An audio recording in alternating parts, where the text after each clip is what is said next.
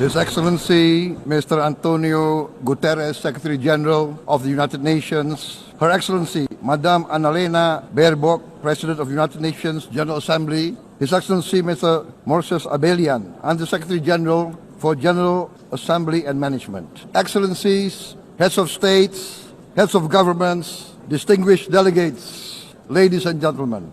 It is indeed a great honor for me to stand in this august General Assembly Hall among leaders and representatives who represent almost all of humanity.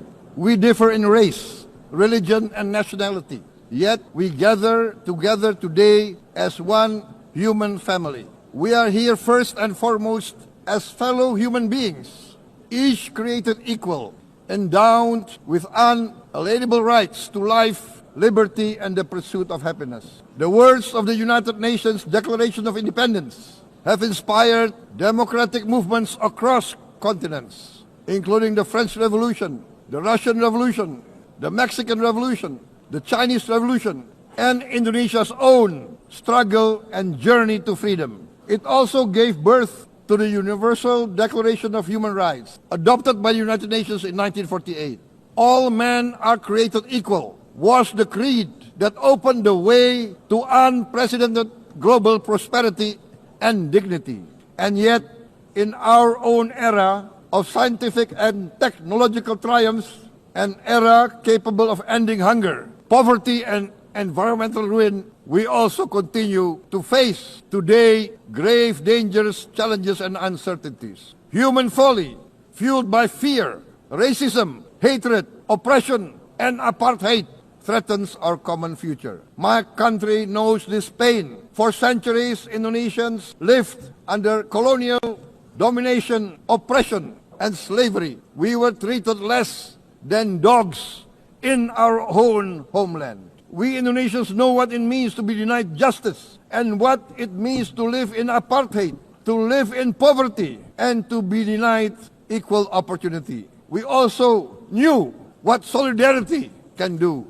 In our struggle for independence, in our fight to overcome hunger, disease, and poverty, the United Nations stood with Indonesia and gave us vital assistance. Decisions made here based on human solidarity by the Security Council and this Assembly gave Indonesia independence, international legitimacy, opened doors, and supported our early development through the efforts of the United Nations Children Fund, the United Nations Food and Agriculture Organization, the FAO, the World Health Organization, and many, many other United Nations institutions.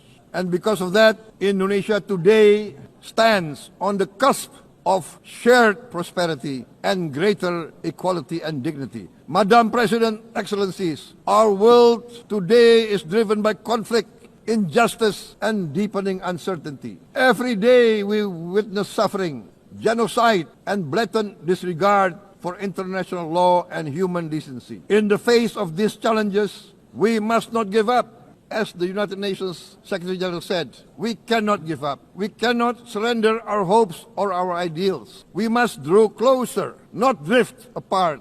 Together we must strive to achieve our hopes, our dreams. The United Nations was born from the ashes of the Second World War that claimed scores of millions of lives. It was created to secure peace, security, justice, and freedom for all. We remain committed to internationalism, to multilateralism, and to every effort that strengthens this great institution. Today, Indonesia is nearer than ever before to meeting the Sustainable Development Goals of ending extreme poverty and hunger. Because years ago, this very chamber chose to listen and uphold social and economic justice. We will never forget. And today, we must never be silent while Palestinians are denied that same justice and legitimacy in this very hall. Excellencies, Thucydides warned, the strong do what they can, the weak suffer what they must. We must reject this doctrine. The United Nations exist to reject this doctrine. We must stand for all the strong and the weak. Might cannot be right. Right must be right. Indonesia today is one of the largest contributors to united peacekeeping forces. We believe in the United Nations. We will continue to serve where peace needs guardians, not with just words, but with boots on the ground. If and when the United Nations Security Council and this great assembly decide Indonesia is prepared to deploy 20,000 or even more of our sons and daughters to help secure peace in Gaza or elsewhere, in Ukraine, in Sudan, in Libya, everywhere when the peace needs to be enforced, peace needs to be guarded, we are ready. We will take our share of the burden. Not only with our sons and daughters, we are also willing to contribute financially to support the great mission to achieve peace by the United Nations. Madam President, Excellencies, I propose to this Assembly a message of hope and optimism, grounded in action and execution. Today, we heard the speech of Madam President, the President of the United Nations General Assembly. Yes, it is true what she said. Without the International Civil Aviation Organization, will we be here today? Will we sit in this great hall? Without the United Nations, we cannot be safe. No country can feel secure. We need the United Nations, and Indonesia will continue to support the United Nations, even though we still struggle. But we know the world needs a strong United Nations.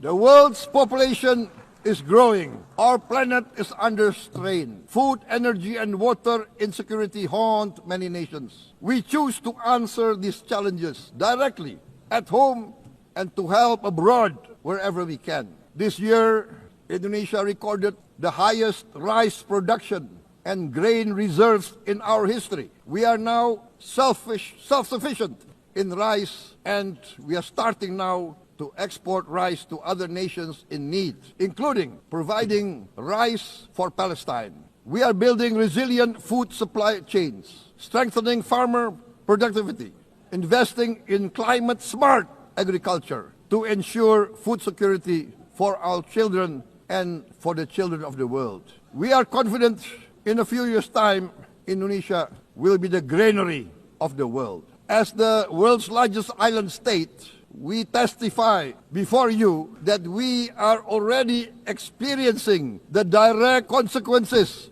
of climate change, particularly the threat of rising sea levels. The sea level on the north coast of our capital city is increasing by 5 centimeters every year. Can you imagine in 10 years? Can you imagine in 20 years? For this, we are forced to build a giant seawall, 480 kilometers in length. It will take us maybe 20 years, but we have no choice. We have to start now. Therefore, we choose to confront climate change, not by slogans, but by immediate steps. We are committed to meeting our 2015 Paris Agreement obligations. We aim to achieve net zero emission by 2060, and we are very confident we can achieve net zero emission much earlier.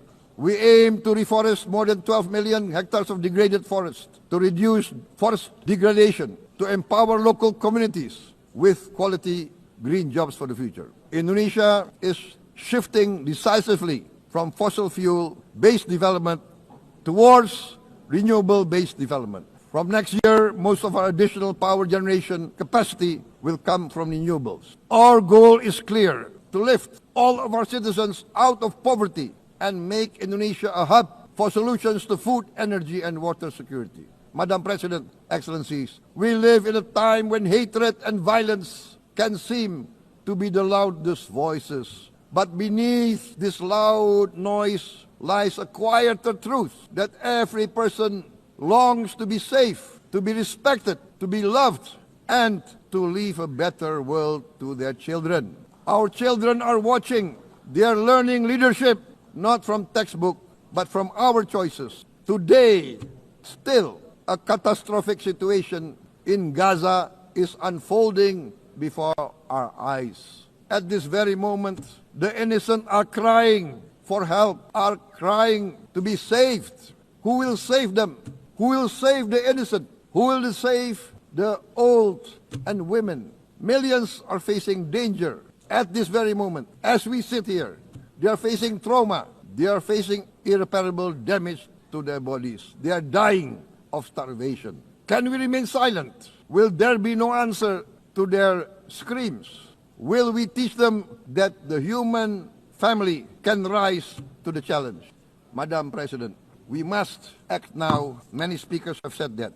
We must stand for a multilateral order where peace, prosperity, and progress are not the privilege of a few, but the right of all. With a strong United Nations, we can build a world where the weak do not suffer what they must, but live the justice that they deserve. Let us continue humanity's great journey of ideals, the selfless aspirations that created the United Nations. Let us use science to uplift, not use science to destroy. Let rising nations help others to lift themselves. I am convinced that the leaders of the great world civilizations of the West, of the East, of the North, of the South, leaders of America, Europe, of India, China, the Islamic world, the whole world, I am convinced they will rise to their role demanded by history. We are all hopeful that the leaders of the world will show great statesmanship, great wisdom, restraint, humility, overcome hate, overcome suspicion.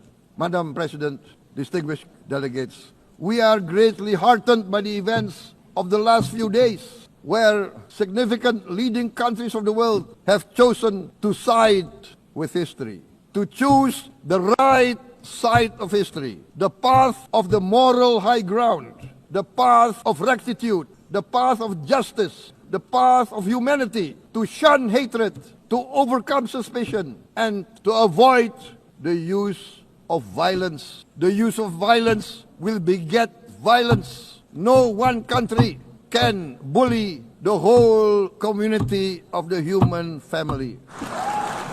We may be weak individually, but the sense of oppression, the sense of injustice has proven in the history of mankind that this sense of injustice, this sense of oppression will unite into a strong force that will overcome this oppression, that will overcome this injustice. To close, I would like to reiterate again Indonesia's complete support for the two-state solution in Palestine.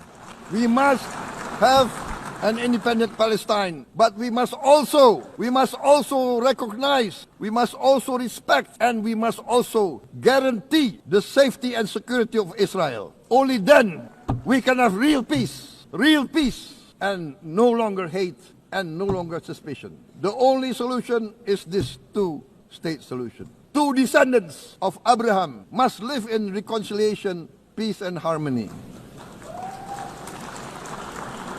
Arabs, Jews, Muslims, Christians, Hindus, Buddhists, all religions, we must live as one human family. Indonesia is committed to being part of making this vision a reality. Is this a dream? Maybe, but this is the beautiful dream that we must work together towards. Let us work towards this noble goal. Let us continue humanity's journey of hope, a journey started by our forefathers, a journey that we must complete. Thank you. Wassalamualaikum warahmatullahi wabarakatuh. Shalom. Om Santi, Santi, Santi Om. Namo Buddhaya. Thank you very much. May God bless us all. May peace be upon us. Thank you very much.